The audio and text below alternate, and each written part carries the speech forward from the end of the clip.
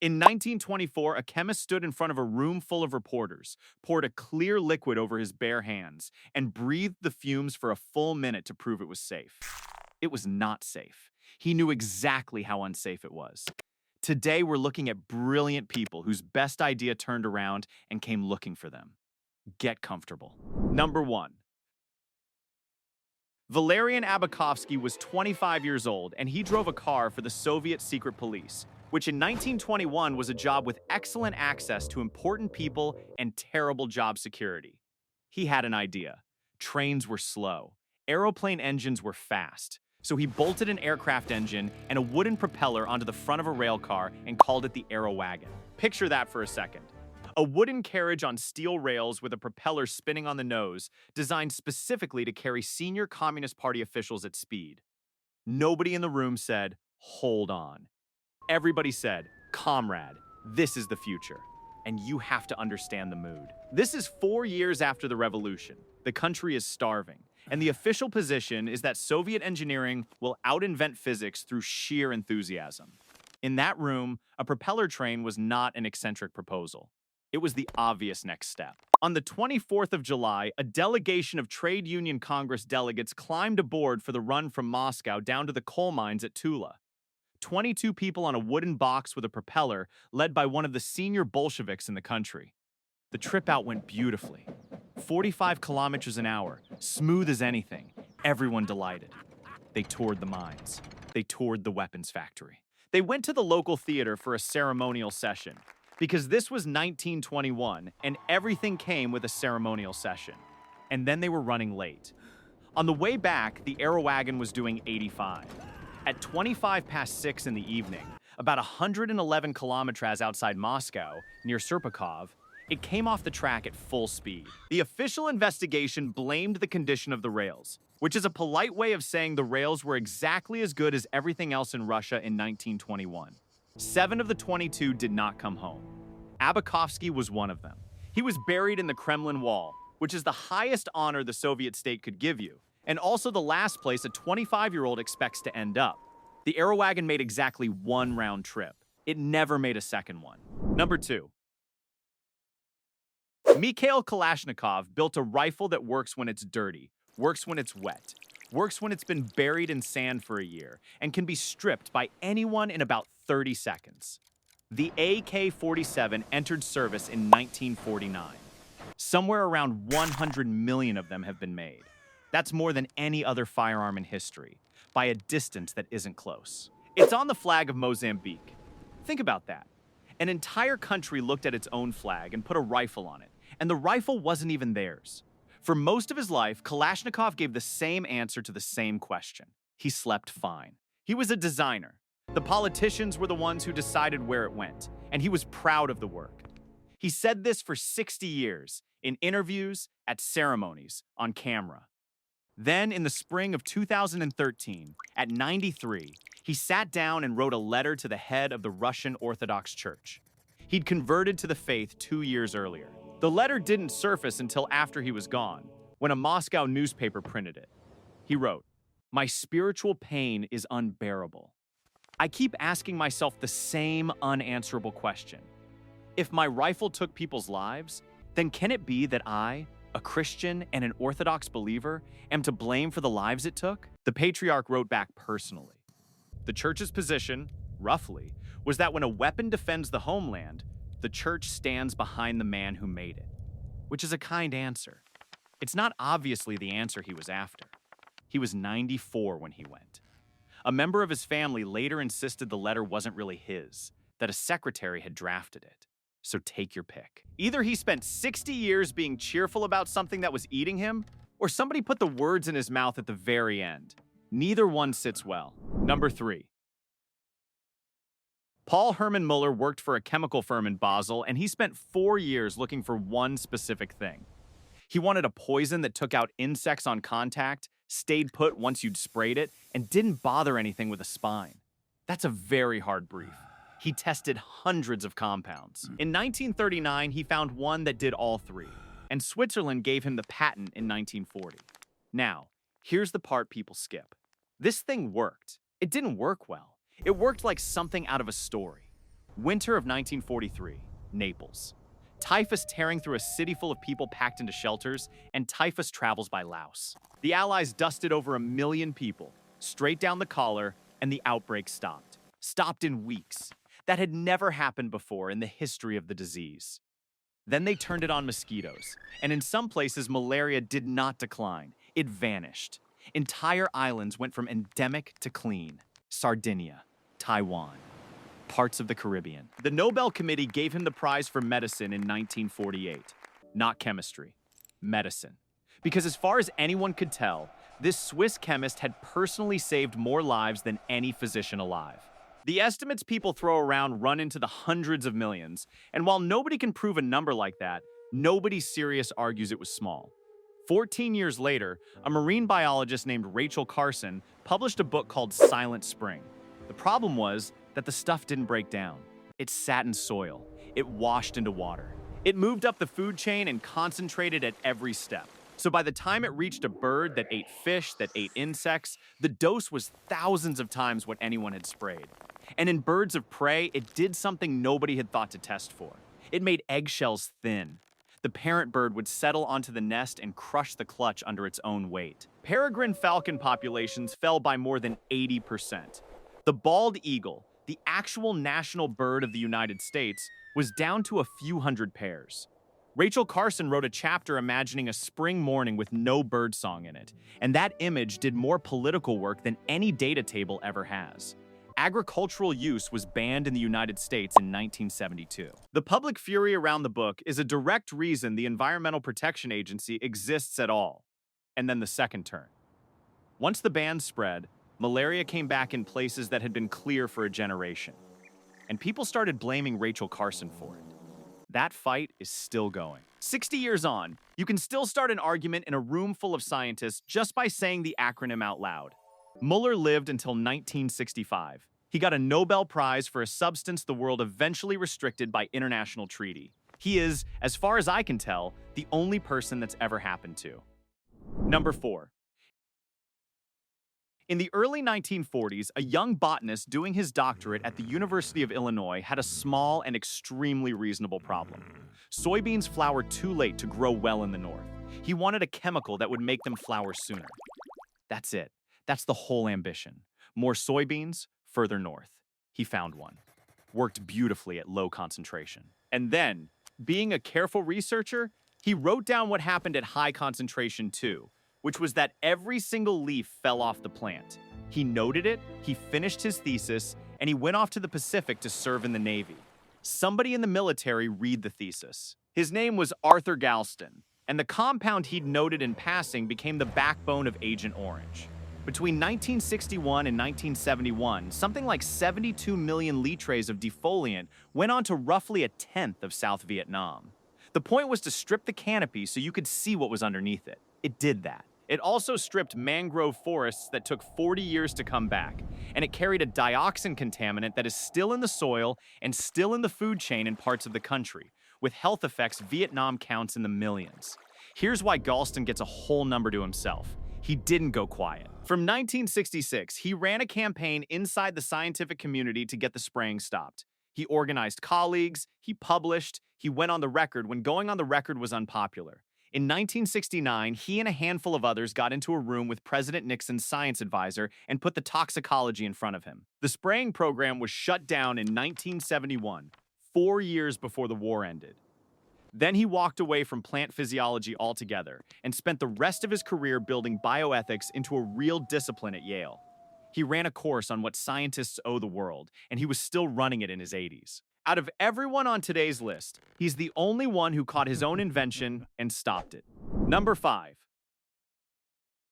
Right, let's have a nice one. Nobody gets hurt in this story. Everybody just gets extremely annoyed for about 15 years. In the late 1990s, Ethan Zuckerman worked at a company called Tripod in Massachusetts.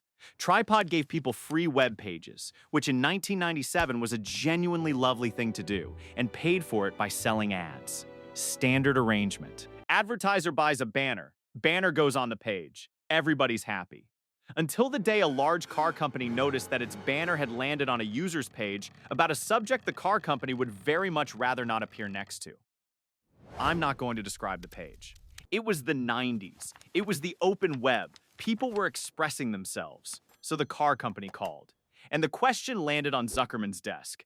How do we run the ad near the page without running it on the page? And he wrote about 10 lines of code that opened the advertisement in its own little window. That's it. That's the whole origin story of the pop-up ad. It was a legal workaround. It was defensive. It was meant to protect an advertiser's dignity. And instead, it became the single most hated object on the internet for the better part of 2 decades. Pop-up. Pop under. The one that spawns 3 more when you close it. The one with the tiny X in the wrong corner. Every browser on Earth now ships with a wall built specifically to stop the thing this man wrote in a single afternoon. In August 2014, he published an essay in The Atlantic and apologized. Publicly. To everyone. He called advertising the original sin of the web, and his argument wasn't really about pop-ups at all.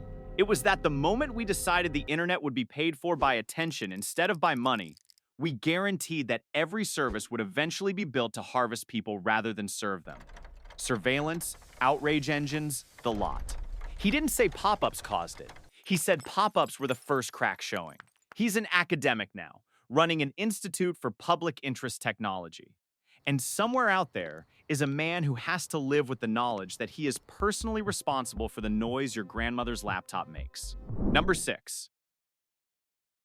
Edwin Armstrong is the reason your radio works. Not a reason. The reason. He invented the regenerative circuit, which made faint signals loud. He invented the superheterodyne, which is the architecture inside essentially every radio receiver built since, including the one in your phone. He did both before he was 30. Any one of those would be a career. Then he took on the hardest problem in the field. Static. Every engineer alive, including the great Edwin Armstrong's own former mentors, had concluded static was a permanent feature of radio.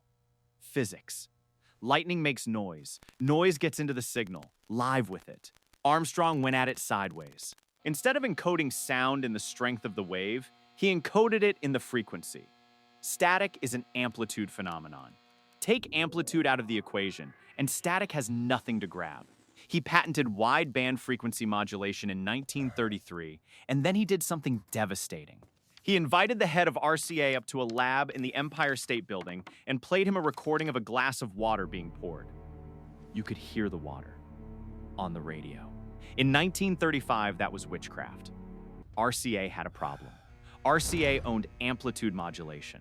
RCA had spent a fortune on the AM network and was spending another fortune on television. The last thing RCA needed was a better radio, especially one it didn't own. So RCA fought. It lobbied. And in 1945, the regulator moved the entire FM band from one part of the spectrum to another, which sounds like paperwork and was actually a demolition. Every FM receiver in America turned into furniture overnight. Around 400,000 of them. Every transmitter had to be rebuilt. The technology was set back the better part of a decade, and Armstrong paid for a lot of that rebuilding out of his own pocket because he believed in the thing. In 1948, he sued RCA for patent infringement. He thought it would take a year. It took 6. RCA's lawyers took his deposition for over a year on its own. They argued he hadn't really invented FM, which was such an audacious position that it worked, in the sense that it cost him enormously to disprove. His money went. His health went. In November 1953, his wife of 31 years, who had been with him since the superheterodyne, packed a bag and went to stay with her sister. On the last night of January 1954, he put on his overcoat, his hat, and his gloves. He folded a note and left it on the desk. Then he opened the window of his 13th floor apartment on the East River, and he did not use the stairs. In December, 11 months later, RCA settled with his estate for $1 million, and then his widow picked it up. Marion Armstrong filed 21 separate patent suits against 21 companies, and she won every single one of them. The last verdict came in 1967, 13 years after she buried him. Over $10 million and formal legal recognition in every court that FM was his. Every FM station on the planet runs on his idea. He never saw a decent day of it. Number 7. Philo Farnsworth was plowing a field when he worked out how television should function. Genuinely. He was going back and forth in straight parallel rows, turning at the end of each one. and it occurred to him that you could paint a picture the same way. Scan a scene line by line with a beam of electrons, fast enough that the eye stitches it together. He drew the whole thing out for a chemistry tutor, who thought enough of it to keep the sketch. That sketch later won him a patent case. On the 7th of September 1927, in a rented loft in San Francisco, he transmitted the first all-electronic television image. It was a straight line. He wrote in the lab journal, "The damned thing works." RCA offered him $100,000 for the patents. He said no. He wanted royalties, which meant he wanted to be a partner rather than an employee, and RCA did not do partners. So RCA did what RCA did, and the two of them spent the next decade in court. Farnsworth won in 1939. RCA paid royalties on somebody else's patent for the first time in its corporate life, which apparently caused the man signing the check to physically cry. Then the war came. Television manufacturing froze, and his patents ran out while the factories were building bomb sites. He got the credit. He never got the money. And he came to hate what the thing became. He'd imagined it would let people watch each other's cultures and stop being frightened of one another. He watched it become a furniture salesman. He banned it from his own house and told his family there was nothing worthwhile on it and they weren't going to sit and watch it in his home. Then on the 20th of July, 1969, an old man sat in front of a television set with his wife Pem and watched a grainy live picture come down from the surface of the moon. He turned to her and said, "Pem, this has made it all worthwhile." Number 8. Rudolf Diesel built the most efficient engine anyone had ever seen, and he built it for the wrong reason entirely. His patent came in 1892 and a working prototype in 1897, and the numbers were absurd. Steam engines of the day converted about 10% of their fuel into actual work. Diesel's first commercial engine did 26. Nothing else was close. He got rich fast. But he wasn't a businessman. He was an idealist, and a slightly strange one. He thought the giant steam engine was a machine of oppression, because only a factory could afford one, which meant only factories could make things, which meant independent craftsmen were finished. His engine was small, it ran unattended, and crucially, it would burn nearly anything. At the Paris World's Fair in 1900, he ran one on peanut oil, on purpose to prove the point. The plan was that a village anywhere on Earth could grow its own fuel and never take orders from a coal company again. What actually happened is that his engine became the beating heart of heavy industry, container shipping, and the submarine fleets of Europe. Precisely the opposite outcome. He wrote a book about social reform. Almost nobody read it. Meanwhile, he was terrible with money. Property speculation, bad investments, one thing after another. By 1913, the accounts were basically empty, and a large interest payment was due on the 1st of October. On the 29th of September, he boarded the steamer Dresden at Antwerp, bound for Harwich.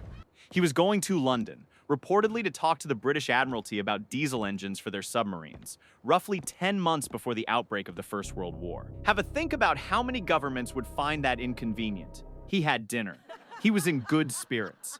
He asked the steward to wake him at 6:15 and went to his cabin. In the morning, the cabin was empty. The bed hadn't been slept in. His nightclothes were laid out.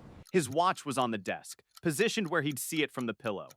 His hat and his overcoat were folded neatly under the afterdeck rail.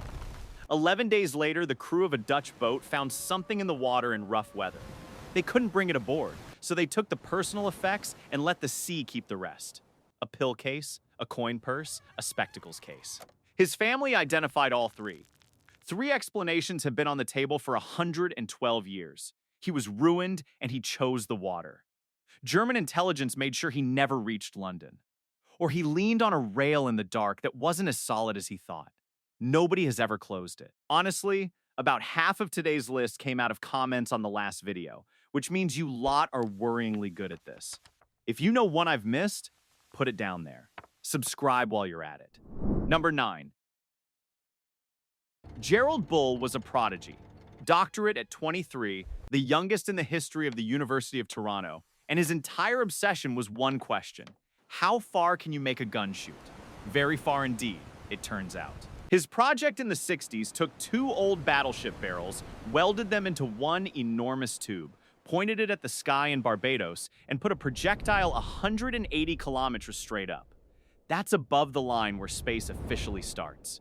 He had fired an object into space out of a cannon for a fraction of what a rocket cost, and the real dream was launching satellites that way. Cheap orbit, no rocket required. The funding was cut in 1967.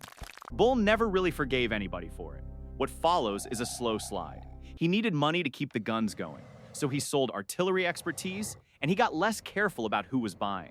In 1980, he served 6 months in an American prison for shipping weapons technology to South Africa during the embargo. He came out furious with the West, and then Iraq called. Project Babylon was the gun he'd wanted his whole life, finally funded by exactly the wrong man. A barrel, 156 meters long, a 1 meter bore. 1,665 tons of steel, laid into a hillside because nothing on wheels could ever move it. Officially, it was a space launcher. Nobody outside the project believed that for a second. On the 22nd of March, 1990, he came home to his flat in Brussels. Somebody was waiting in the corridor outside his door. 5 rounds from a silenced pistol, neck and back, and he never got the key in the lock. $20,000 in cash was still in his jacket. Nobody touched it, which was the whole point. That wasn't a robbery. That was a memo. The case has never been solved. The name people usually say is Mossad, though half a dozen other agencies have been offered up over the years and nobody has admitted a thing. Within months, British customs were pulling supergun sections off the docks, labeled as petrochemical piping. The pieces sit in museums now. The biggest gun ever built never fired a single shot. Number 10. Marie Curie gave radioactivity its name. She coined the word. Before her, it was Becquerel's mysterious uranium rays, and after her, it was a field, with a name and a woman running it. She and Pierre started with pitchblende, which is a black terry ore, and the maddening fact that it was more radioactive than the uranium they could pull out of it. Something else was in there. Something they'd never seen.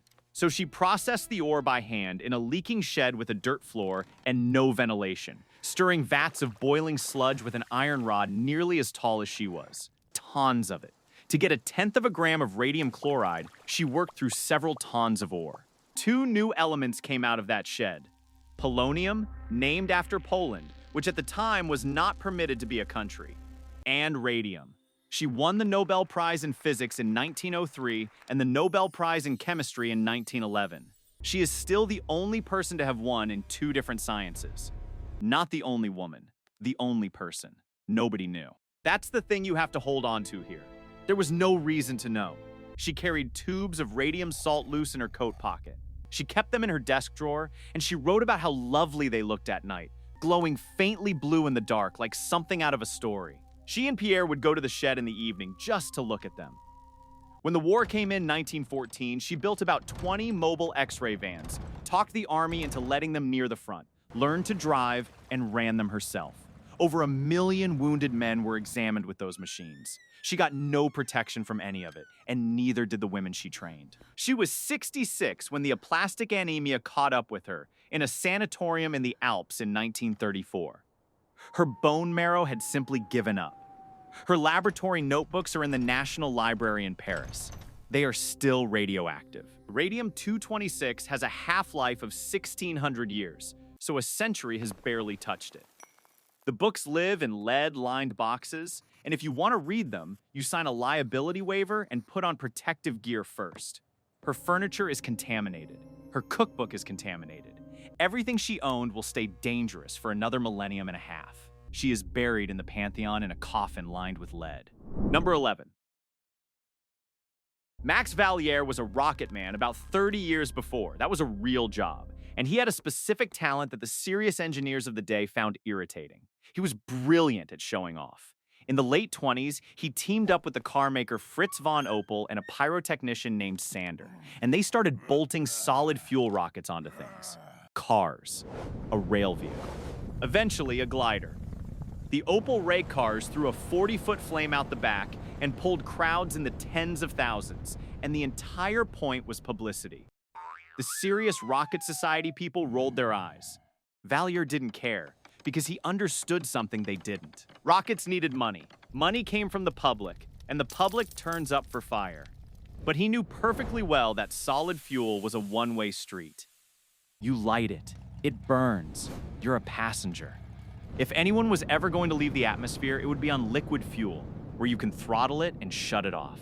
so he moved to liquid. On the 25th of January 1930, at the Halent Works, he got a liquid-fueled engine to burn steadily for 5 minutes, which at the time was an eternity. On the 19th of April, he drove a liquid-fueled rocket car for the first time. On the 17th of May 1930, in Berlin, he was running an alcohol-fueled engine on the test bench when the combustion chamber let go. He was standing right beside it. That was the last test he ever ran. He was 34. He's generally counted as the first casualty of the space age, which had not technically started yet. The society he belonged to kept going. A young member of it named Wernher von Braun was paying very close attention, and the line from that test bench runs directly through the V2 and out the other side to the Saturn V. Valier got the whole thing moving and then got out of the picture before any of it happened. Number 12. Right. This one is the champion. If you take one name out of today's video, take this one. Thomas Midgley Jr. was a mechanical engineer who taught himself chemistry, which is relevant because he approached chemistry like an engineer. Find the thing that works, ship it, move on. In 1921, he was at General Motors with a problem. Engines knocked. Knocking limited compression, compression limited power, and everybody wanted more power. He went through a very long list of additives and landed on tetrathyl lead. Tiny amounts, enormous effect, knocking gone, lead. He'd solved the problem with lead. Humanity had understood lead was a poison since roughly the Roman Empire. They knew. That's the part that gets you. General Motors branded it ethyl and kept the word lead off the packaging entirely. Midgley himself came down with lead poisoning in 1923 and went to Florida for several months to dry out his blood. In October 1924, at a refinery in New Jersey, the men working the tetrathyl unit started hallucinating. They saw insects. 5 of them never came back from it, and 35 more went to hospital. It made the New York papers, and the papers, being papers, called it the loony gas building. So Midgley called a press conference. He poured tetrathyl lead over his bare hands. He held a beaker of it under his nose and breathed it for 60 seconds. And he told the room he could do that every single day without the slightest harm. Then he went straight back to Florida for more treatment, because obviously he could not. Leaded petrol went into the air for the next 60 years. Every car, every city, every day. It's in the ice cores. It's in the soil. Researchers have spent decades measuring what it did to the brains of everyone who grew up breathing it, and the numbers are grim in a way that's hard to make funny. The final country on Earth stopped selling it in 2021. Algeria. That's 5 years ago. Not history. Recent. But he wasn't finished. In 1930, refrigerators were a problem. The gases inside them were flammable or toxic, and occasionally they leaked and took out a household. Frigidaire asked Midgley for something safe. In 3 days, he came back with a chlorofluorocarbon, Freon. He demonstrated it at a chemistry conference by inhaling a lungful and using it to blow out a candle. Non-toxic, non-flammable, completely inert. And he was right. That's the joke. Freon is beautifully inert down here. It's so inert that nothing in the lower atmosphere can break it down. So it just drifts upward for 50 years until ultraviolet light finally cracks it apart in the stratosphere and releases a chlorine atom. And one chlorine atom will destroy roughly 100,000 ozone molecules before it's done. Nobody worked that out until 1974. By then, it was in every fridge, every air conditioner, and every aerosol can on the planet, and there was a hole over Antarctica. One man, 2 products, both of them global. He got polio in 1940 at 51 and lost the use of his legs. Being who he was, he engineered a solution, a rig of ropes and pulleys over the bed so he could haul himself upright without help. He was proud of it. He showed it to visitors. On the 2nd of November 1944, the rig had him. There are 2 versions of what happened in that room, and neither of them is a good afternoon. An environmental historian later wrote that Thomas Midgley had more impact on the atmosphere than any other single organism in the history of the Earth. He was 55. Number 13. Fritz Haber is the hardest name on this list because you cannot separate the halves. Here's the first half.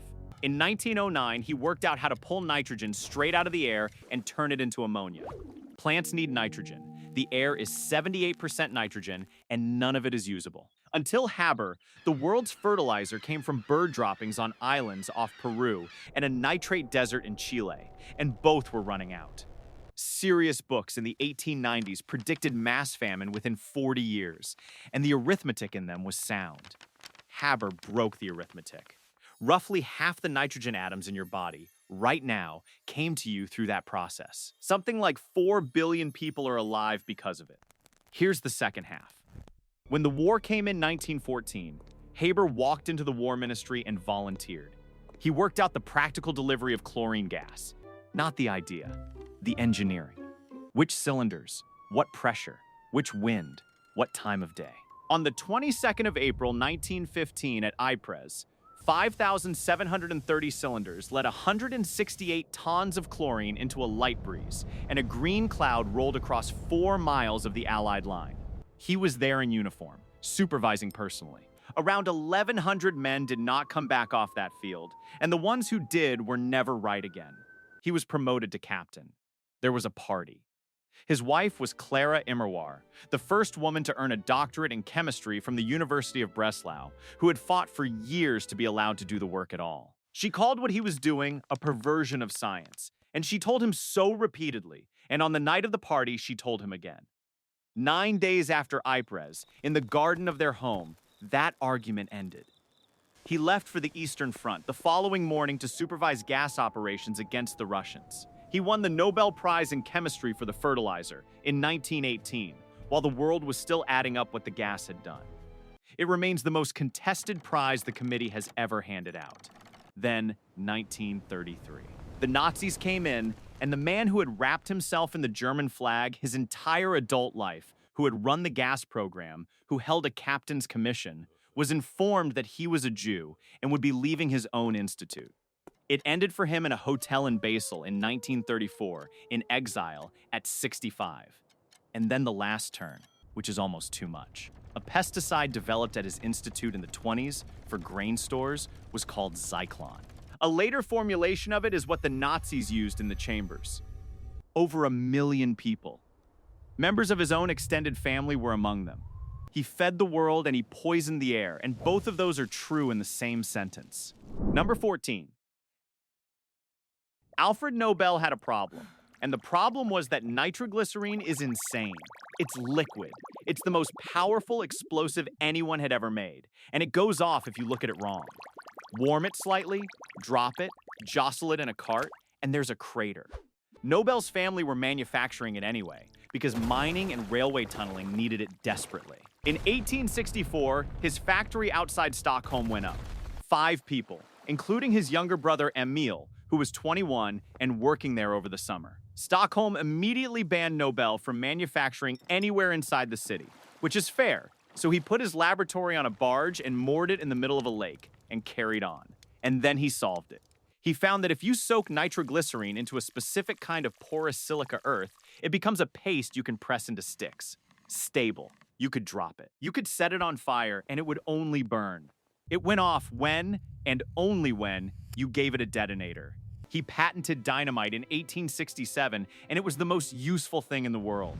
Every tunnel, every canal, every mine, every road cut through a mountain for the next 50 years. He ended up with 355 patents and factories in more than 20 countries. He also, inevitably, ended up supplying armies. Then, in 1888, his brother Ludwig, who was in Cannes, passed away. And a French newspaper got the brothers mixed up and ran an obituary for the wrong one. Alfred Nobel got to read his own. The headline was, "The Merchant of Death is Dead." The text explained that Dr. Nobel had become rich by finding ways to kill more people, faster than anyone before him. 8 years later, he signed a will leaving 94% of his estate, about 31 million kroner, to fund annual prizes for people who had done the most good for humanity. His family fought it for years. It took until 1901 for the first prizes to be handed out. Now, fair warning. Historians have gone looking, and the premature obituary is real. But that exact headline is very hard to find in any 1888 newspaper, and the whole story of it inspiring the prizes first shows up in a biography from 1959. So the tidiest redemption arc in the history of science may itself be an invention, which is, if anything, more his sort of thing. Number 15. In December 1938, in a basement laboratory in Berlin, Otto Hahn and Fritz Strassmann fired neutrons at uranium and got barium. Barium is roughly half the size of uranium. That is not how nuclear physics was supposed to work. Hahn checked it 4 times and then wrote to Lise Meitner, his collaborator of 30 years, who had just fled Germany and was sitting in Sweden with no laboratory and no equipment. She and her nephew worked it out over Christmas, walking in the snow. The nucleus hadn't chipped. It had split in 2, and the missing mass had come out as energy, and you could calculate exactly how much. 200 million electron volts per atom. From one atom. Hahn got the Nobel Prize in Chemistry for it in 1944. Meitner didn't, which the committee has never adequately explained, and which is generally considered one of the worst calls it ever made. Now, Hahn was not a Nazi. He'd protested the treatment of Jewish colleagues, he'd helped people get out, and he'd refused all through the war to work on anything with a military application. He spent those years doing chemistry and keeping his head down. When Germany fell, the Allies rounded up 10 of the country's top physicists and interned them at a country house in England called Farm Hall. The house was wired. Every room. The transcripts survive, and they are extraordinary documents, because you are reading what 10 men said to each other when they were certain nobody was listening. On the 6th of August 1945, a British officer came in and told them, quite casually, that the Americans had dropped an atomic bomb on a Japanese city. The others didn't believe it at first. They argued. They started doing sums on paper to prove it couldn't have been done. Hahn didn't argue. Hahn went very quiet, because Hahn understood immediately that the thing he had found in that basement was the first link in the chain, and that everything after Hiroshima ran back through him. The transcripts record that his colleagues were worried enough about the state he was in that they took turns and did not leave him by himself that night. They sat with him until he'd had enough brandy to sleep. He spent the next 23 years campaigning against nuclear weapons. In 1957, he was one of 18 German physicists who signed the Göttingen Manifesto, a public refusal to have any part in arming West Germany with nuclear arms, at real professional risk, and it worked. West Germany never built one. He lived to 89. He said, more than once, and to anyone who asked, that he wished the discovery had come later, and to someone else. That's 15. 15 people who were completely right about the science and completely blindsided by what came next. If you got this far, hit subscribe. I'd like the company. And tell me down below, which one of them do you think already knew, quietly, before anybody else did? I've got my pick. I want yours.